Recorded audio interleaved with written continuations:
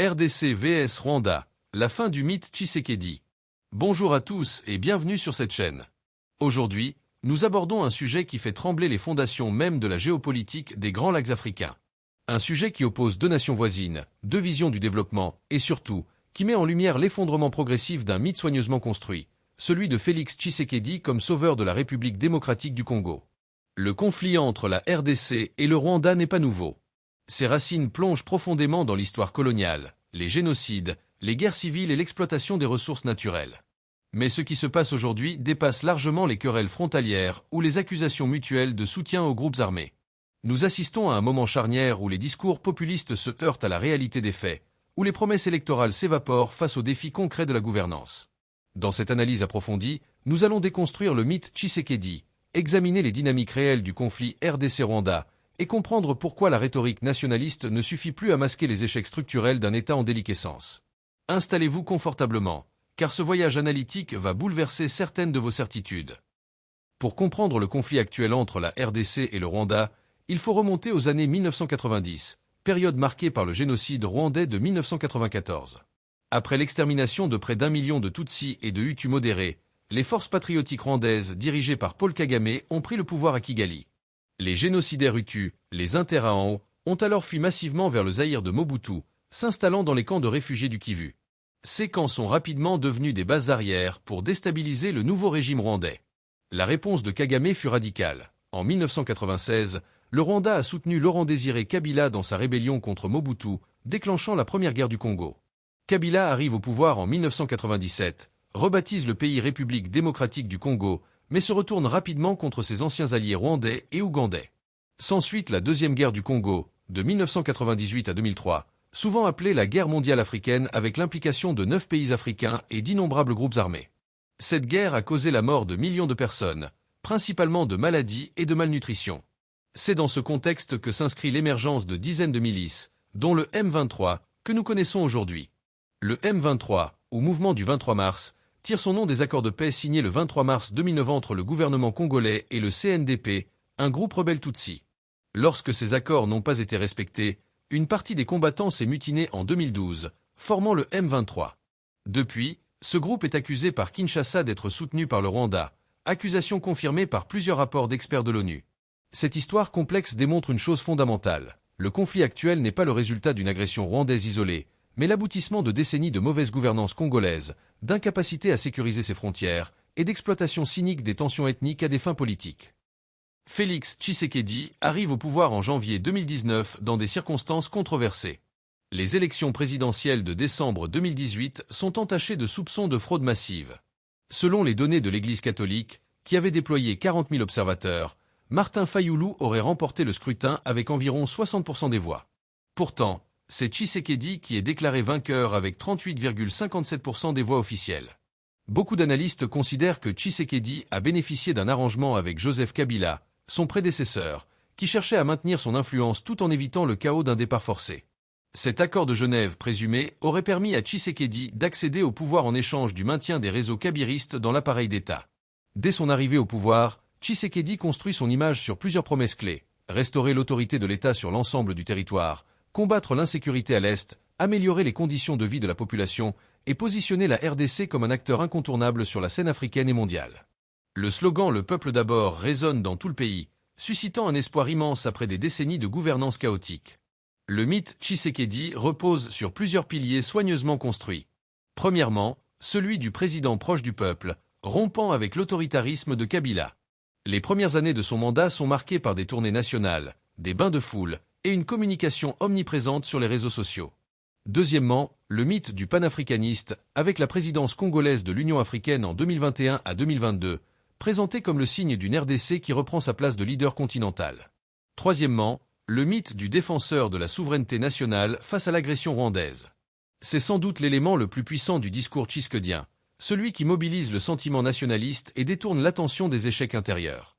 Chaque avancée du M23 est présentée comme une agression directe du Rwanda contre la RDC, justifiant ainsi l'état de siège permanent dans les provinces du Nord Kivu et de l'Ituri depuis mai 2021. Mais qu'en est-il réellement? 5 ans après son arrivée au pouvoir, quel est le bilan concret de Félix Tshisekedi? Sur le plan sécuritaire, la situation à l'Est s'est considérablement détériorée. Le M23 contrôle aujourd'hui des portions importantes du Nord Kivu, incluant des zones stratégiques comme Rutshuru et Masisi. L'armée congolaise, les FARDC, malgré des effectifs pléthoriques estimés à plus de 100 000 hommes, se montre incapable de reprendre le terrain perdu. Les forces de défense de l'Est africain, EACRF, déployées en 2022 n'ont pas inversé la tendance. Plus récemment, la force de la SADC, Communauté de développement de l'Afrique australe, peine à obtenir des résultats tangibles. Sur le plan économique, la RDC reste l'un des pays les plus pauvres du monde malgré ses immenses richesses naturelles. Le PIB par habitant stagne autour de 500 $, l'inflation galopante érode le pouvoir d'achat des Congolais et les infrastructures demeurent dans un état déplorable. Les routes, les hôpitaux, les écoles promis tardent à se matérialiser. La corruption endémique continue de gangrener l'administration publique. Sur le plan politique, Tshisekedi a certes rompu avec Kabila en décembre 2020, prenant le contrôle de la coalition au pouvoir, mais cette rupture n'a pas apporté l'assainissement espéré. Les élections de décembre 2023, qu'il a remportées avec 73% des voix selon les résultats officiels, ont été largement critiquées pour leurs irrégularités massives, listes électorales chaotiques, bureaux de vote fermés, dépouillements opaques. La légitimité de son second mandat est contestée par une partie significative de la population. Le mythe Tshisekedi s'effrite progressivement face à ces réalités. Le discours patriotique et les accusations contre le Rwanda ne suffisent plus à masquer l'incapacité structurelle de l'État congolais à assurer ses fonctions régaliennes. Sécurité, justice, développement économique. Pour comprendre les tensions entre la RDC et le Rwanda, il est essentiel d'examiner la réalité rwandaise sans les lunettes déformantes du nationalisme congolais. Depuis le génocide de 1994, le Rwanda a connu une transformation spectaculaire. Le PIB par habitant est passé d'environ 2 cents $ en 1994 à plus de 9 cents $ en 2023. Kigali est devenue l'une des capitales les plus propres et les plus sûres d'Afrique. Le pays a investi massivement dans l'éducation, la santé et les technologies de l'information. L'espérance de vie est passée de 28 ans en 1994 à plus de 69 ans aujourd'hui. Le Rwanda a développé une gouvernance centrée sur l'efficacité et les résultats. Les routes sont entretenues. L'électricité s'étend progressivement aux zones rurales. La bureaucratie administrative a été simplifiée grâce à la digitalisation. Le pays attire des investissements internationaux dans le tourisme, les technologies et les services. Les forums économiques internationaux présentent souvent le Rwanda comme un exemple de renaissance post-conflit. Mais ce développement a un prix. Le régime de Kagame est largement considéré comme autoritaire. La liberté d'expression est limitée, l'opposition politique est réprimée, et plusieurs critiques du régime ont été assassinés ou ont mystérieusement disparu. Les élections, bien que régulièrement organisées, ne sont pas véritablement compétitives. Kagame a modifié la constitution pour pouvoir rester au pouvoir jusqu'en 2034. Concernant le M23 et l'Est de la RDC, la position rwandaise repose sur plusieurs arguments. Premièrement, la sécurité nationale. Les FDLR, milices génocidaires Hutus, opèrent toujours depuis le territoire congolais avec, selon Kigali, la complicité ou du moins la négligence de Kinshasa. Le Rwanda considère que tant que ces groupes représenteront une menace, il a le droit de se défendre, y compris au-delà de ses frontières. Deuxièmement, la protection des populations tutsi congolaises. Le Rwanda justifie son soutien aux groupes comme le M23 par la nécessité de protéger les Banyamulange et autres communautés tutsi du Congo qui font face à des discriminations et des violences.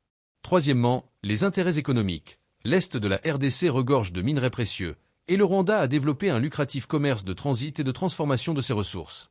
Les rapports d'experts de l'ONU ont documenté à plusieurs reprises le soutien militaire et logistique rwandais au M23. Des soldats rwandais ont été identifiés combattant aux côtés du M23, des armes et munitions rwandaises ont été saisies, et la coordination entre le M23 et l'armée rwandaise a été établie. Le Rwanda nie officiellement ces accusations, mais les preuves s'accumulent. La question fondamentale est la suivante. Pourquoi le Rwanda peut-il se permettre d'agir ainsi sans conséquences majeures?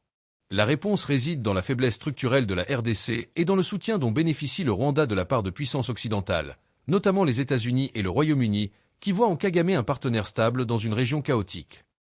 Au-delà du discours sur l'agression rwandaise, il est crucial d'examiner les échecs structurels de la RDC qui rendent possible la situation actuelle. Car si le Rwanda soutient effectivement le M23, cela n'explique pas pourquoi un pays de 13 millions d'habitants peut défier un géant de 100 millions d'habitants doté d'immenses ressources naturelles. Le premier échec est militaire. Les FARDC, malgré leurs effectifs importants, sont une armée en déliquescence. La chaîne de commandement est confuse, la corruption gangrène les rangs, les soldats sont mal payés, mal équipés et mal formés.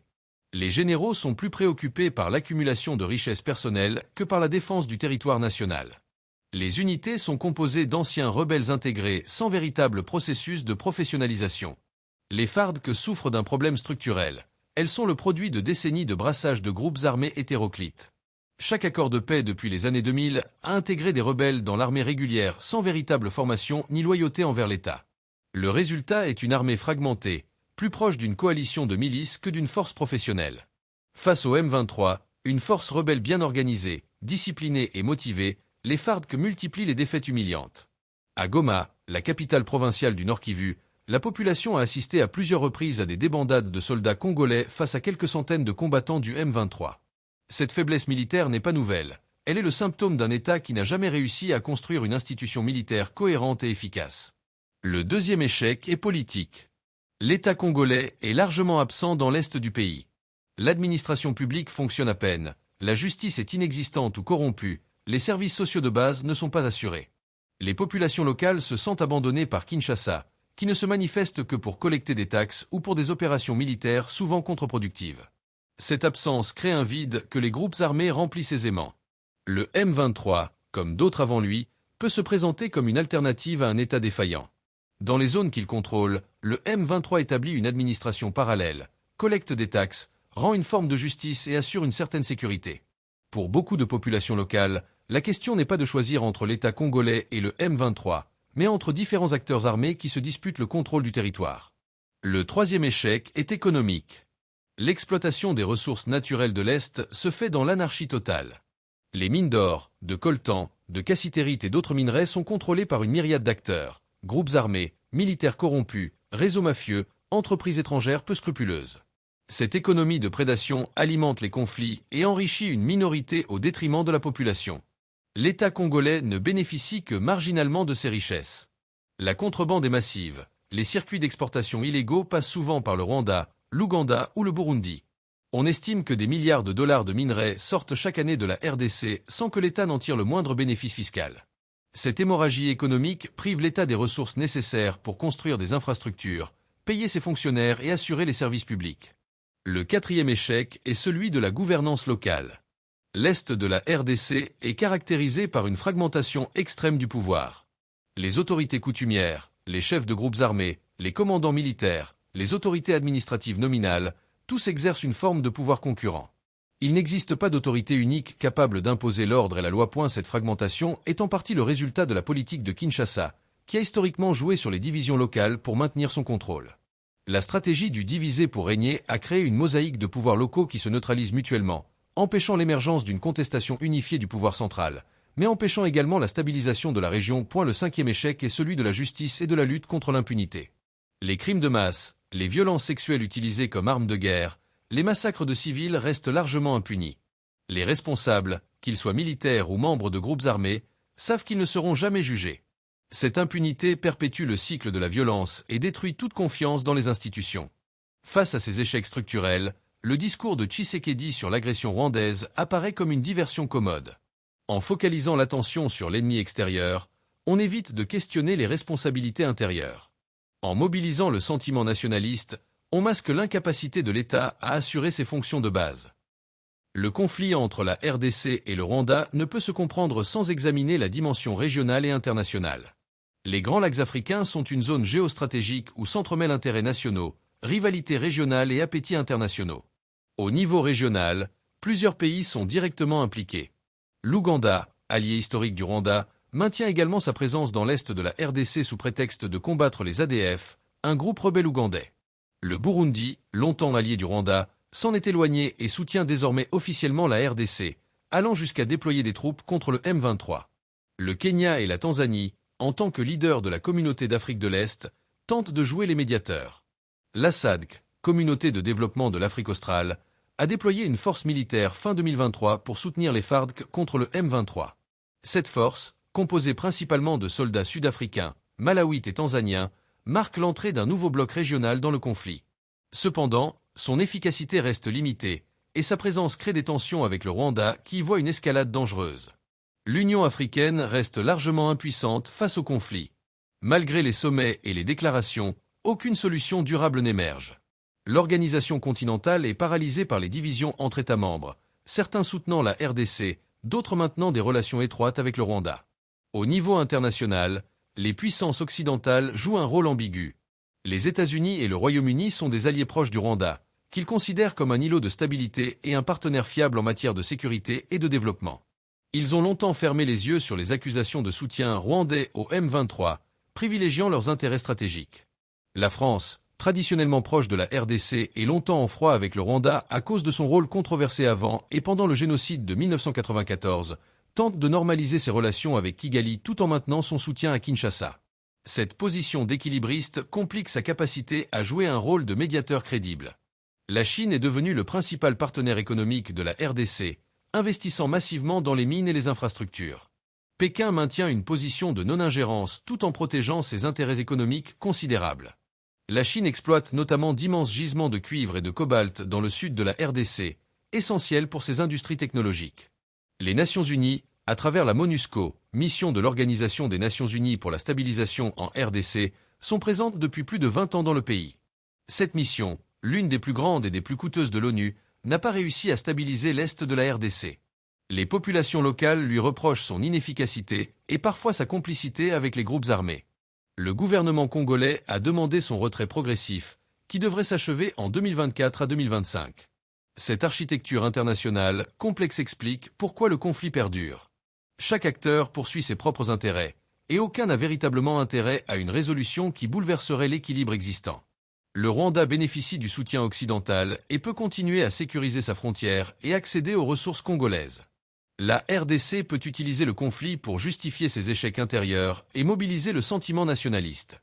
Les puissances internationales maintiennent leur accès aux ressources stratégiques. Les vraies victimes sont les populations civiles de l'Est de la RDC, prises en otage dans un jeu géopolitique qui les dépasse. Depuis 1996, on estime que plus de 6 millions de personnes sont mortes directement ou indirectement à cause des conflits dans cette région. Des millions d'autres ont été déplacées, violées, traumatisées. C'est l'une des plus grandes catastrophes humanitaires contemporaines, mais elle reste largement invisible sur la scène médiatique internationale. Nous voici arrivés au terme de cette analyse approfondie du conflit RDC-Rwanda et de l'effondrement du mythe Tshisekedi. Que devons-nous retenir de tout cela? Premièrement, que le conflit actuel n'est pas le résultat d'une simple agression rwandaise, mais l'aboutissement de décennies d'échecs structurels de l'État congolais. La faiblesse militaire, l'absence de gouvernance, la corruption endémique, l'exploitation anarchique des ressources naturelles ont créé un terreau fertile pour l'instabilité chronique. Deuxièmement, que le mythe Tshisekedi s'effondre progressivement face à la réalité des faits. 5 ans après son arrivée au pouvoir, le bilan est accablant. La situation sécuritaire s'est détériorée, l'économie stagne, les infrastructures demeurent défaillantes, et la corruption continue de gangréner l'appareil d'État. Le discours nationaliste et les accusations contre le Rwanda ne peuvent indéfiniment masquer ces échecs. Troisièmement, que le Rwanda, malgré son autoritarisme politique, a développé un modèle de gouvernance efficace qui contraste radicalement avec le chaos congolais. Cette efficacité lui donne les moyens de poursuivre ses intérêts à l'est de la RDC, que ce soit pour des raisons sécuritaires, économiques ou géopolitiques. Quatrièmement, que la dimension régionale et internationale du conflit le rend particulièrement complexe à résoudre. Les multiples acteurs impliqués poursuivent des agendas contradictoires, et aucun n'a véritablement intérêt à une résolution qui bouleverserait l'équilibre actuel. Cinquièmement, que les vraies victimes de cette situation sont les populations civiles de l'Est de la RDC, condamnées à vivre dans l'insécurité permanente, la pauvreté et l'absence de perspective d'avenir. Alors, quelle est la voie à suivre? La solution ne viendra pas d'un renforcement de la rhétorique nationaliste ou d'une escalade militaire que la RDC ne peut de toute façon pas gagner. Elle ne viendra pas non plus d'une attente passive que la communauté internationale résolve le problème. La solution doit venir d'une prise de conscience collective des Congolais que leur pays ne pourra jamais réaliser son potentiel tant que les structures de gouvernance resteront aussi défaillantes. Cela nécessite de dépasser les clivages ethniques et régionaux, de construire un véritable projet national, de réformer en profondeur les institutions de l'État. Or, les Congolais qui nous regardent, le message est clair, arrêtez de croire aux mythes. Exigez des comptes de vos dirigeants. Ne laissez pas le discours nationaliste vous distraire des véritables enjeux. Le Rwanda n'est pas la cause principale de vos problèmes, c'est la mauvaise gouvernance, la corruption, l'impunité. Pour la communauté internationale, le message est tout aussi clair, votre soutien s'électe. La 5e piste est la justice transitionnelle et la lutte contre l'impunité. Les crimes de masse commis dans l'Est de la RDC depuis des décennies doivent être documentés, leurs auteurs identifiés et poursuivis. Seule la justice peut briser le cycle de la vengeance et de la violence. Des mécanismes de justice transitionnelle, combinant poursuite pénale et réconciliation communautaire, doivent être mis en place.